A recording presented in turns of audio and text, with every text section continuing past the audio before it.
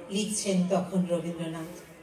বঙ্গভঙ্গ বিরোধী আন্দোলনের তোরা কণ্ঠে তুলে নিয়েছেন তার গান।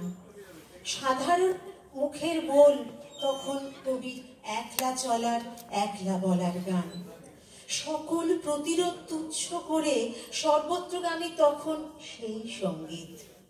এরই মধ্যে তার নজরে এসেছে জোনাকির অমিত শক্তির কথা। নিজের আলোর উদ্ভাসে নিজ ব্যক্তিত্বে স্থিতদি মানুষের তখন বড় প্রয়োজন। জোনাকি চন্দ্র সূর্য কিছুই নয়, কিন্তু এমন হাজার জোনাকির প্রজ্ঞা ও প্রতিজ্ঞা প্রতিরোধের পাঁচিল তুলতে পারে। রূপকের ছলে লেখা এই গানখানি এখন পরিবেশন করছেন স্বাগতা মণ্ডল।